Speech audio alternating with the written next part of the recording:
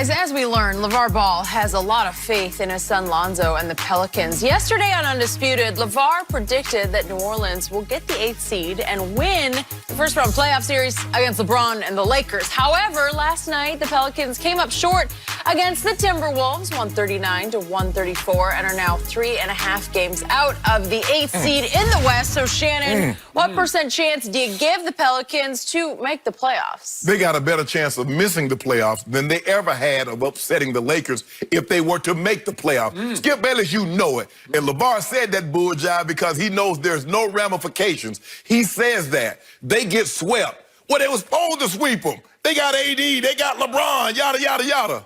But then, if they were to somehow, for some inexplicable reason, were to lose to the Pelicans, you remember LaVar said that. He said that back in early March. I see. No. He wasn't going to put nothing on it. He wouldn't bet nothing. Anything that meant anything to it. He wouldn't bet a thing on that, Skip Bayless. You know it. And I keep hearing about, man, the Pelicans, they worried about Memphis. You need to worry about San Antonio, who you're behind. Portland, who you're not behind. Everybody talking about, oh, they got an easy schedule. Guess what? Everybody that got the Pelicans on their schedule said, yeah, we got an easy schedule too, because you own it. Skip Bayless, true story. When I went to Savannah State in 1986, the first thing I did, I looked, I was like, man, who we got for homecoming? Because I know everybody coming back for homecoming. And then lo and behold, I looked, hell, everybody's homecoming. We starting the season as somebody homecoming. So I'm looking for homecoming, you homecoming. Well, Pelicans, you looking at, oh, look at this easy schedule. We got this, we got the Kings, and we got this. They looking at you like, oh. What was your record your first year? I think we were 6-4. Okay. So you spoiled a few homecomings. Couple homecomings. Yeah, but I tell you what I did do. By the time I got to be a junior and senior, I bet you I wasn't nobody's homecoming. We're going to avoid them. And the only reason, they didn't want to see Shay. They didn't want to, that number 2, Jenny. Oh, were you homecoming king? I feel like I could have seen that. But they were coming, people that had been to homecoming in years would come back and say, I got to see this kid. They say, I got to see him because I heard so much about him. Can we get back on the subject? Yes, Skip Bayless. Now, you know good and well, it's going to be a struggle for them to even make the playoffs. Forget this far-fetched cockamamie idea that for some reason they could beat the Lakers. Skip, you knew that was going to happen. Even Skip Bayless, let me tell you what he did, Jenny. He don't think I saw it. Skip, hey, when LaVar said that, oh, they're going to upset the Lakers. Skip turned to him, he do his jack. Now, LaVar, he knew that was some bullshit. You may have called him out just a little bit on that one. Even Skip Bayless, as much as he would love to see that happen, he loves Zion. He know good well that's not happening. Well, I don't want to lose the king the rest of the playoffs, right? We need the king. Whatever, lose the king the rest of the playoffs. You're not losing no king in the first. Hold on. Now, there's one thing that we do know. Now, the king, he might not win the title, but he ain't going out in the first round like somebody else I know. Somebody else I know in his first couple of years, he stayed out in the first round. As a matter of fact, he couldn't get out in the first round until he got Scottie Pippen. I'm not going to even call, you know what, Jenny? I don't even know why I brought that up. I don't either. Because we talking about LeBron and the Pelicans and the Lakers.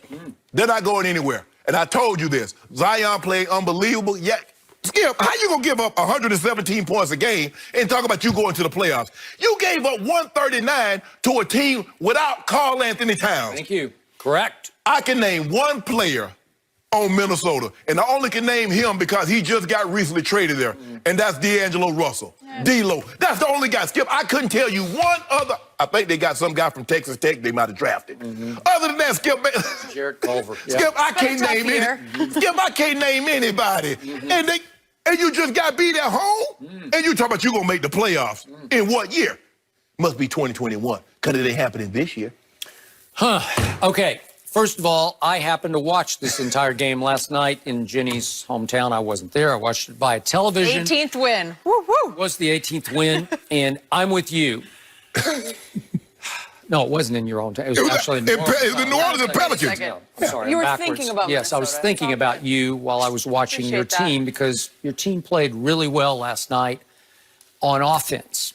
Your team, neither team played any defense. Nobody played defense. Okay? And unfortunately, the Pelicans learned their first hard lesson since Zion has gotten healthy. And that is, in this league, as you can ask the Boston Celtics last night, you can't dismiss anybody psychologically. You can't just say, let's just show up tonight and it's okay. We'll get this. We just saw the Clippers struggle for a while with the Sixers, and we saw the Lakers struggle for a while. 2 weeks ago, Skip, the Clippers lost to the Grizzlies by 27. Okay, all right. So who did? The Clippers. They lost to the Grizzlies 2 weeks ago, not last week, a couple of weeks ago. Well, you see these aberration games where somebody just doesn't show up, and all of a sudden they give up at home 139 points, which is completely inexcusable. If you're talking about being a playoff team, you can't give up 139 to a team that doesn't even have Cat. No. Right? No. Yeah. So what happened? We saw explosions on offense from the Pelicans, and I loved what I saw on offense because look at this. They had 4 out of 5 starters go 20+, right? And No way you should lose that game. Lonzo Ball's, he's balling, man, because he goes 26. He made 7 of 10 threes with 8 assists. That's pretty good. And Drew Holiday had a triple-double, 27, 10, and 12. Right. Well, if I give you those numbers before the game, you're like, okay. And then throw in Zion. Okay, with 25 and 8 rebounds. Yeah. And yet, I'm here to tell you, last night, Zion had his worst game as a pro. He was just 10 for 19. And by his standards, that's 9 missed shots. Trust me, he missed 5 little bunnies at the rim and basically got outplayed at the rim by somebody named Naz Reid, who went undrafted out of LSU. And talk about balling. He was laying it on Zion last night. He was giving him fits in the paint because he was playing harder last night than Zion was. Okay, now back to our friend LaVar, and I must admit, I missed him. You know, I enjoyed having him back. I know he made 5 outlandish statements, but the one thing I've always respected about LaVar is there's always a little to a lot of truth in everything he says, except that his middle son's going to lead this league in scoring. That's the one. That lost me. That lost me. Okay, I can't go there. But maybe I'll eat those words at some point. Maybe I'll be shocked. And right after the show, they did finally sign the middle son to a G League contract in Oklahoma City. He was just on the practice squad of the G League team, and his father is sitting here predicting he's going to lead the NBA in scoring in 2 years, right? It might take a little time. Stop it. Okay, now back to his prediction. He's been right so many times that it did raise just one eyebrow to think, because he was talking about Lonzo. We've never seen Lonzo in playoff mode, but more important, in revenge mode, right? That would be revenge on LeBron for opting to, quote unquote, trade Lonzo, get rid of all those young kids for AD, and just on the Lakers in general for giving up on the kid that they drafted 2nd overall. Okay, so I will give you that.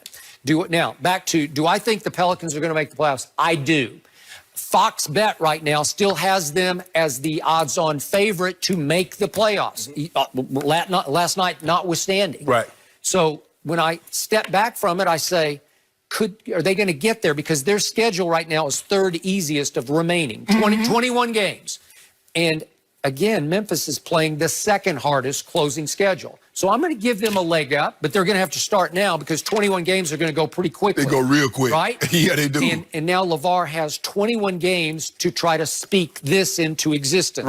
First, he's going to have to speak them into playoff existence, right? Yes. Before he can even talk about a 4-2 prediction. He predicted that the Pelicans will upset the Lakers in round 1, 4 games to 2 games. Okay, so now back to LaVar, and I'm curious to see what you say about this. I must say that I did see a different LaVar yesterday than the one we've had on 5 other times, right? I agree. A little mellower. He seemed more measured. A little quieter. Yes. Like he took it down an octave. I know there were a couple of outlandish, but in general, dare I say, he had a little humility, maybe a touch. He's had some rough things going on with Big Baller. And he's trying to resurrect it, and relaunch it, right? They say rebranded it. That. All right, he did. And he was pretty open about that. He showed some humility in that area. But I also appreciated the fact that he didn't go over the top about his youngest son, who I think is going to be the first pick in the draft. And listen, if that kid winds up in New York, look out for not only the kid, but for LaVar, because LaVar's back on the map if he's in New York City, right? Yeah, at a big map.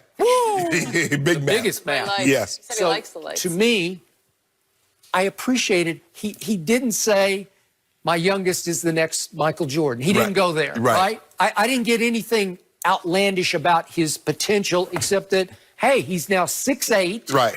And he's really good. And I found that very odd because he's always said that the youngest son would always be better than Lonzo, but yet he said Lonzo was better than Steph Curry. So if Lonzo was going to be better than Steph Curry and the baby boy is better than Lonzo, shouldn't he be better than Magic or somebody great? Right, right.